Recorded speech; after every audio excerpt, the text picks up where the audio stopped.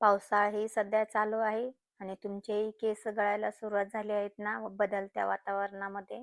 तुम्हाला वजन कमी करायचं आहे आणि रोग प्रतिकारक शक्ती कमी झाली असेल तर मग हे अतिशय पौष्टिक लाडू फक्त तुमच्यासाठी. आज मी तुम्हाला अतिशय पौष्टिक कढीपत्त्याचे लाडू कसे बनवतात ते दाखवणार आहे. विशेष म्हणजे लाडूमध्ये मी साखर आणि गुळाचा अजिबातही वापर केलेला नाही आणि फक्त 4 पदार्थांमध्ये तयार झालेले आहे लाडू. आणि हो, कुणीही हे लाडू बनवू शकतात. इतकी सोपी रेसिपी आहे. चला तर रेसिपीला सुरू करूया. नमस्कार, मी सुकन्या. सुकन्या कुकिंगमध्ये आज तुमचं स्वागत आहे. कढीपत्त्याचे लाडू बनवायचे आहेत तर मग सर्वात आधी मी इथे झाडाचा कढीपत्ता तोडून घेतलेला आहे. तेही छान असं धुवून घेतलंय 2 वेळा. मी याला छान धुवून पुसून घेतलेलं आहे रुमालने. तुम्ही अगोदरच धुवून फॅन खाली सुकत ठेवू शकता.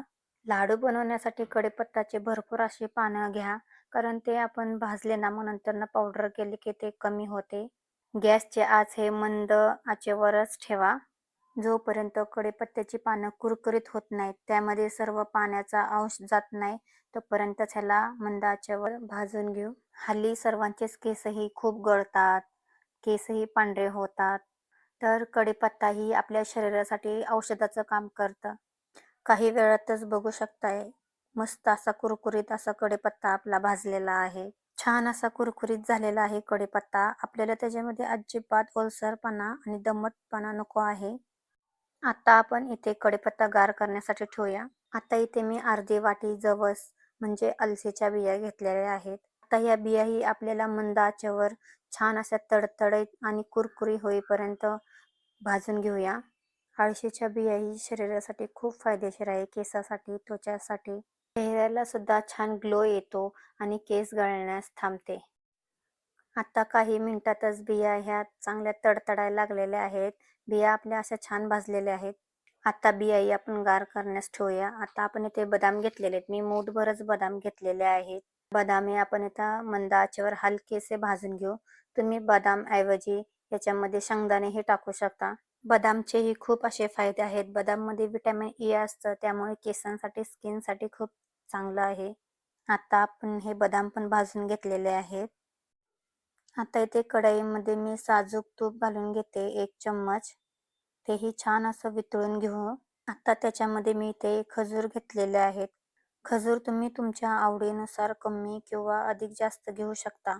मी इथे खजूर अगोदरच साफ करून घेतलेले आहेत. त्यातल्या बिया वगैरे सर्व काढून घेतलेले आहेत आणि छान असं 1-2 मिनिटं परतून घेऊ.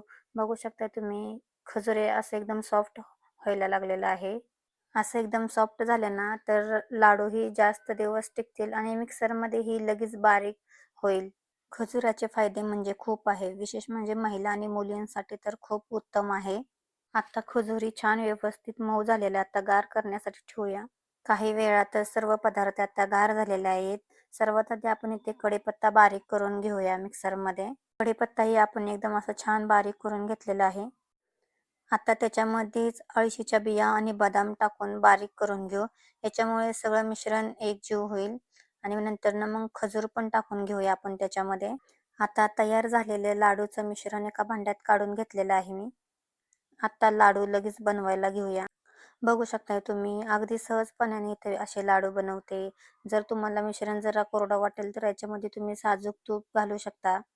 पण हे सहजपणे वळले गेलेले आहेत. बघू शकता किती छान असे लाडू झालेले आहेत. नुसता कढीपत्ता तर आपण खाऊ शकत नाही. मग अशा प्रकारे लाडू करून आपण रोज एक लाडू खाऊ शकतो. जर तुम्ही वजन कमी करत आहात तर हे लाडू तर उत्तमच आहे. लहान मुलांसाठीही पौष्टिक आहेत लाडू. फार मोठे असे लाडू करायचे नाही, असे छोटे-छोटेच लाडू करायचे. तुम्हाला इथे लाडू तोडून सुद्धा दाखवते. किती मस्त मऊ लाडू तयार झालेले आहेत. नक्की ट्राय करून बघा हे लाडू आणि स्वतः फरक जाणून घ्या. तुम्हालाही कशी वाटली ही आजची रेसिपी? व्हिडिओ आवडला असेल तर लाईक, शेअर आणि सुकन्या कुकिंग चॅनलला सबस्क्राईब करायला विसरू नका. धन्यवाद.